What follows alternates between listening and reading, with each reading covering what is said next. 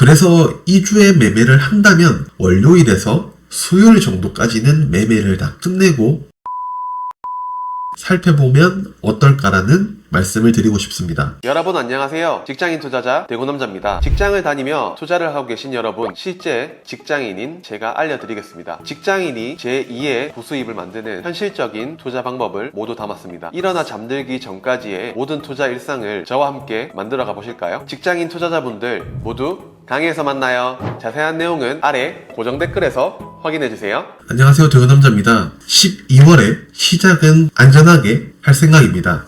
지수가 11월 1일부터 11월 30일까지 약 9.5% 가까이 상승을 했습니다. 개별 종목이 아니라 지수가요.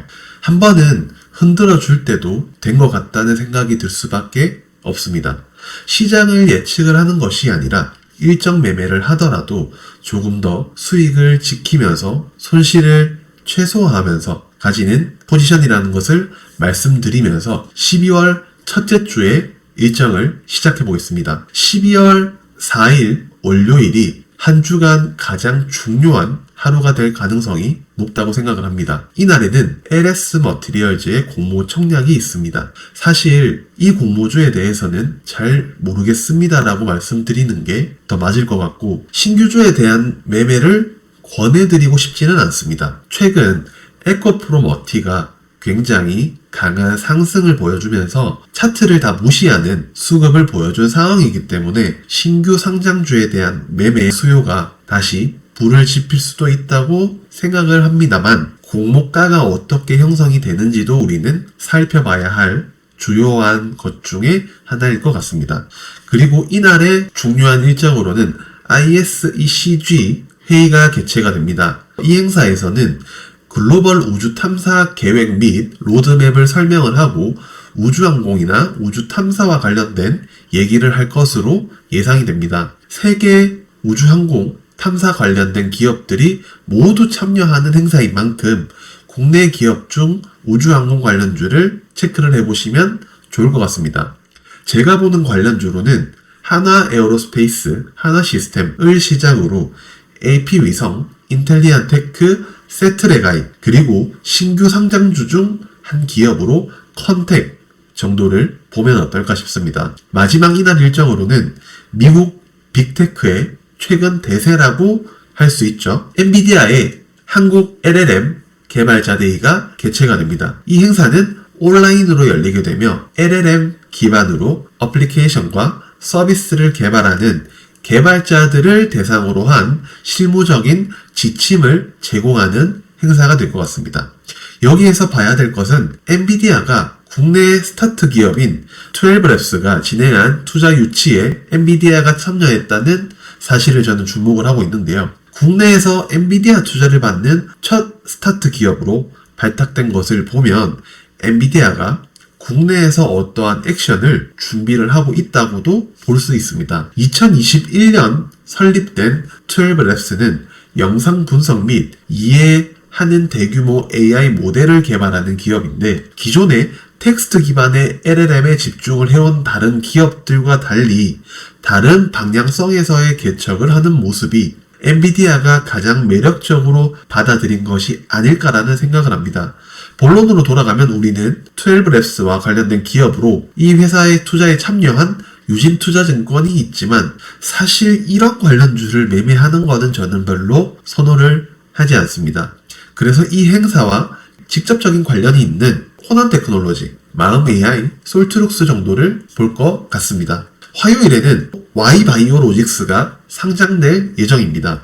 항체 신약 개발 플랫폼 업체인 이 회사는 국내외 기관 투자자 대상 수요 예측에서 200대 1이 넘는 경쟁률을 보이면서 시장에서의 괜찮은 기대감을 보여준 기업이지만, 바이오 기업의 경우 실적도 실적이지만 성과 혹은 실체, 먹튀 이런 이야기가 많이 나오는 최근 공모주의 시장에서 과연 어떠한 방향성을 몰고 올까요? 그래서 저는 오히려 이런 공모주보다는 현재의 의료, AI, 바이오, 제약과 같은 기업 중 실체가 있고 MOU를 통한 실제 계약, 그리고 기술 이전 계약이 진행되고 있는 기업을 팔로업 하는 게 더 좋다고 생각을 합니다.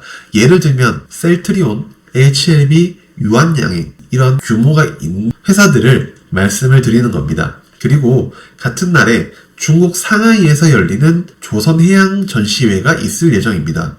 최근 조선주가 살아나는 모습을 보여주고 있는 상황에서 국내의 조선 관련 기업에 대해서도 충분히 수급을 몰아줄 이슈로 생각이 됩니다. 관련주로 하나오션, 삼성중공업, 그리고 HSD 엔진 정도를 보면 어떨까 싶습니다. 수요일에는 여러 가지 지표 발표가 있습니다만 저는 사실 복잡한 것보다는 시장의 방향성이 어느 정도 정해지거나 이런 지표들이 지금 매크로 상황을 보면 그렇게 영향을 끼칠 발표는 없을 것이라고 생각을 하고 있습니다. 그래서 오히려 이런 지수 발표보다 이날에는 AMD가 주최하는 어드밴싱 AI 행사가 이날의 가장 중요한 일정으로 생각이 되는데요. 이 행사에서는 AI 반도체 및 관련사의 성장 동력을 제시할 예정인데 최근 AMD가 고성능 저전력 AI 칩 수요 증가에 대한 차별화 전략을 밝힐 예정이라고 생각이 됩니다. 추가적으로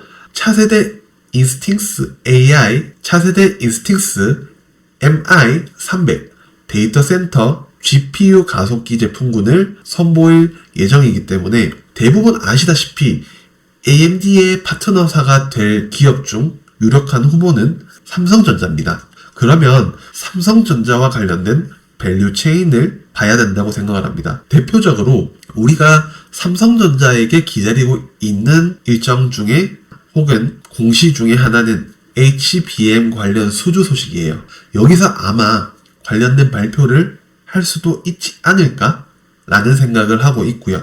그래서 저는 관련주로 삼성전자, 하나마이크론, 프로텍, 주성 엔지니어링 정도를 보면 어떨까 싶습니다. 목요일에는 EU와 중국의 정상회담이 있을 예정입니다. 내달 7일에서 8일 중국에서 개최될 이 일정에서는 어떠한 관련주를 찾기보다는 EU가 중국을 향한 디리스킹, 위험 경감을 강조한 상황에서 가장 중요한 무역 파트너라는 점을 강조는 하고 있지만 중국과의 관계에서 일부 위험 요소를 제거를 하고 최대한 타협을 할 것으로 예상이 됩니다. 하지만 이 회담이 제대로 이루어지지 않고 불협화음이 들릴 경우에는 시장에 꽤 큰 충격이 될 것으로 예상이 됩니다. 그래서 2주의 매매를 한다면 월요일에서 수요일 정도까지는 매매를 다 끝내고 그 다음에 목요일, 금요일을 살펴보면 어떨까라는 말씀을 드리고 싶습니다. 추가적으로 이날에는 국내 대표 게임 관련 기업인 NC소프트의 TL이라는 게임 출시가 있을 예정입니다. 관련주로는 당연히 NC소프트겠죠? 하지만 저는 게임을 하는 거는 좋아하지만 게임 관련 기업을 매매해서 수익을 본 적이 없습니다. 그래서 자신이 없기 때문에 이 일정과 관련해서는 패스를 할 예정입니다. 금요일에는 영국에서 열리는 유전자 교정 치료법, 즉 유전자 가위와 관련된 승인 여부가 결정되는 날입니다. 국내에서 대표적인 기업으로 유전자 가위 치료제 최초로 미국 FDA 승인이 임박한 툴젠이라는 기업이 있습니다. 하지만 저는 항상 조심을 해야 된다고 생각을 합니다. 꿈의 치료제, 꿈의 배터리, 꿈의 기술 이런 단어가 붙어서 상승하는 기업은 추후에 사실무근 효과 입증 불가라는 뉴스가 나올 수도 있기 때문에 이런 일정에 대해서 너무 과민하게 비중을 강하게 실는 것은 추천을 드리지 않습니다. 추가적으로 유전자 가위와 관련된 기업으로 마크로젠, 제넥신, 인트론 바이오르 정도를 말씀을 드리고 싶지만 앞에서 말씀드린 대로 저는 월요일에서 수요일까지 모든 매매를 마무리할 예정입니다. 최대한 이번 주는 돈을 번다는 생각도 중요하지만 공격적인 매매보다는 지키는 매매를 하면서 최소한의 수익을 거두면서 다음 주에 있을 FOMC 선물 옵션 동시 만기와 같은 일정이 지나고 방향성이 결정이 되고 난 후에 매매를 해도 늦지 않다고 생각을 합니다. 잊지 마세요. 우리는 돈을 버는 것도 중요하지만 잃지 않는 매매를 하는 게 더 중요합니다. 한 달에 1,000만 원, 1억을 버는 게 우리의 목표는 아니에요.